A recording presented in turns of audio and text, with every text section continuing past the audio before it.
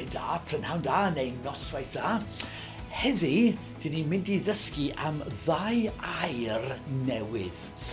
Y gair cyntaf yw Clasurol. Clasurol. Yn Saesneg, classical. Yn Gymraeg, Clasurol. Ti'n siŵr fod yn meddwl bod hwnna'n unrhyw fath o cerddoriaeth mae Mr Morris yn gwrando arno. A fydda ti'n siŵr o fod yn gywir. Ond just cofio'r gair Clasurol. Okay?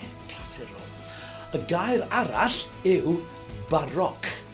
Ti'n gallu gweud Baroque? Gweud Baroque. Baroque.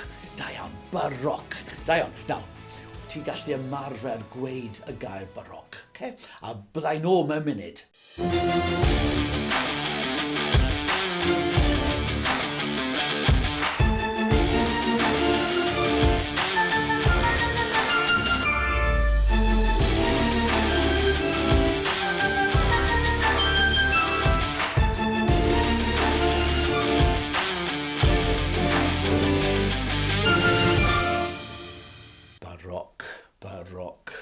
Baroque. Helo. Nôl to. Nawr, pam ydw i'n siarad am Baroque a Clasurol? Pam? Wel, mae cerddoriaeth sydd byti 400 o flynyddau oed, neu 300 o flynyddau oed, mae'r cerddoriaeth yna yn cael ei alw yn Baroque. Ac mae cerddoriaeth sydd byti 200 o flynyddau oed, neu 300 o flynyddau oed, mae'r cerddoriaeth yna yn cael ei alw yn Clasurol. Wyt ti'n cofio cwpl o wythnosau yn ôl when ni'n siarad am George Frederick Handel? Ti'n cofio fe? George Frederick Handel, gyda ffrind o'r enw George, oedd wedi dod yn frenin yn y diwedd. George y cyntaf. Wel, roedd Handel yn ysgrifennu cerddoriaeth yn yr amser Baroque. A wedyn, roedd Bach, ti'n cofio Bach yr wythnos diwetha? Roedd Bach hefyd yn ysgrifennu cerddoriaeth, roedd e'n gwneud cerddoriaeth lan yn yr amser Baroque.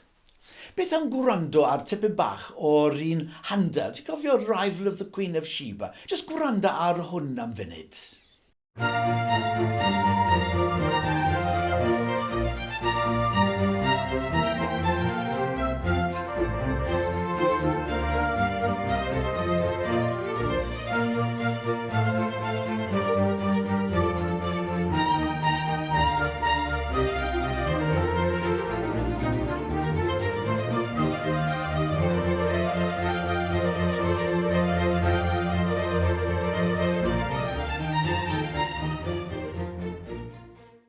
Ac wedyn, ti'n cofio'r wythnos diwetha? Wythnos diwetha, when ni'n siarad am Bach. Ti'n cofio darn ma o'r Brandenburg, y Concerto Brandenburg. Just gwrando ar hwn am funud.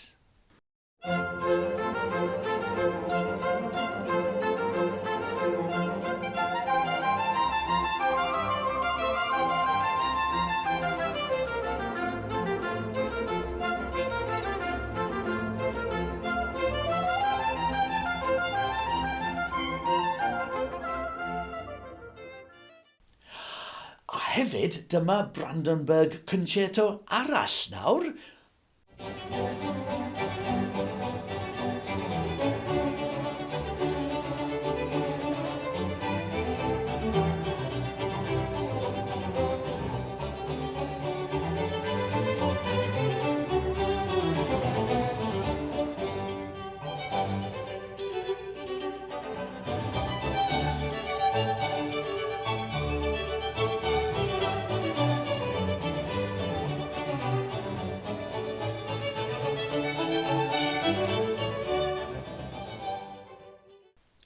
Felly, mae'r cerdd i gyd yn cerddoriaeth Baroque. Nawr, wyt ti'n cofio'r wythnos cyntaf when ni'n siarad am Beethoven? When ni'n meddwl taw Beethoven yw'r gorau. Reit, wel, ti'n cofio chwaraeus i'r darn ma?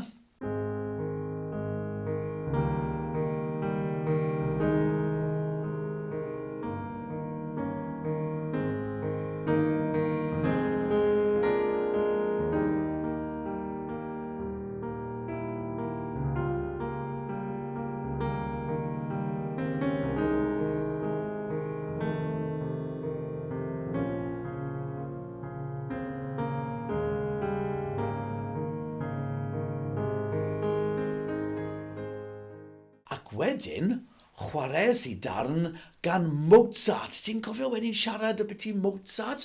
Oedd e'n ysgrifennu pan oedd e'n 4 oed. Dim ond 4 oed oedd e pan oedd e'n ysgrifennu stwff cyntaf. Ti'n cofio when i wedi chwarae y darn ma yn sydd yn dod o un o'i symffoniau?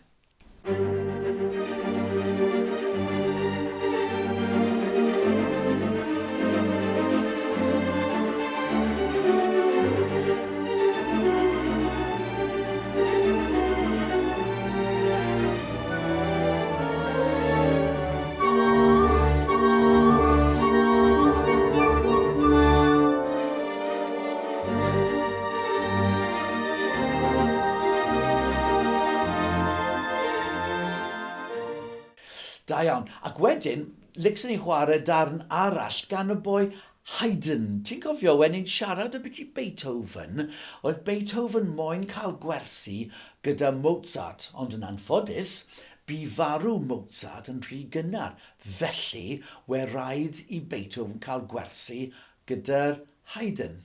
Wel, dyma un o symffoniau Haydn. Ysgrifennodd Haydn 104 o symphonies. 104! Bobl bach. Maen nhw'n galw Haydn tad symphony. Wel, dim syndod, os ydy, really. Diw, 104. So, dyma rhif 94. 94.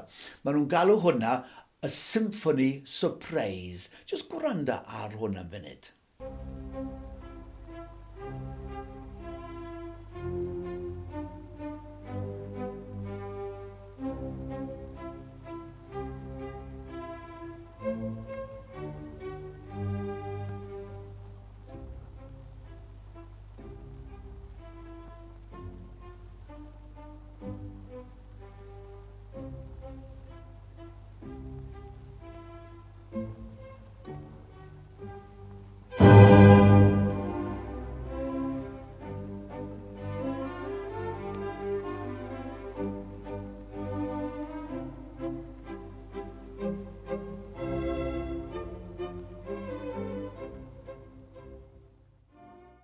Wyt ti'n gwybod pan maen nhw'n galw fe'n surprise?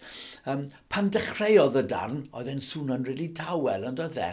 Ond yn sydyn, aeth e'n rili gryf am funud.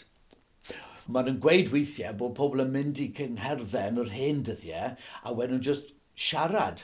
Felly penderfynodd Haydn chwarae tric bach ar bobl fydden nhw'n siarad yn rili tawel yn ystod dechrau'r symudiad yma. Ond yn sydyn, byddai'r crash o'r cord cryf yn dod a byddai'n real surprise iddyn nhw wedyn. So dyna'r 3 darn dwi wedi chwarae ti. 3 darn o'r amser Clasurol. Mae Mozart a Haydn a Beethoven, maen nhw'n cyfansoddwyr Clasurol. When nhw'n cyfansoddi byti 200-300 o flynyddau yn ôl. Nawr, jyst gwranda ar darn Baroque to.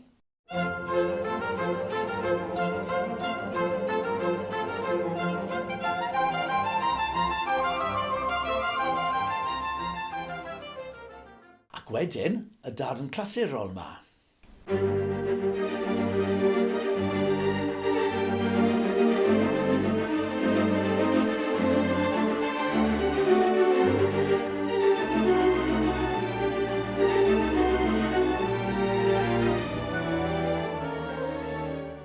A nawr, darn Baroque to.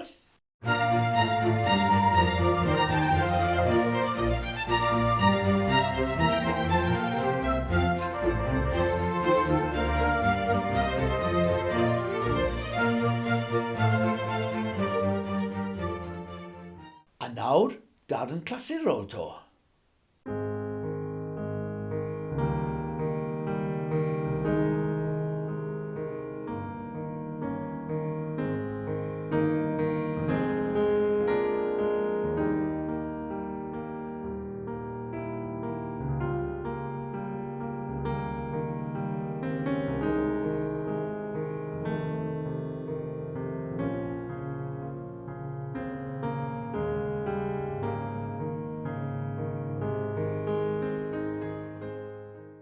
beth wyt ti'n meddwl yw'r gwahaniaeth? Wyt ti'n teimlo, fel dwi'n teimlo falle, bod y darnau Baroque, maen nhw'n eitha bywiog, ydyn nhw, eitha fysi, mae lot yn mynd ymlaen, yn oes e?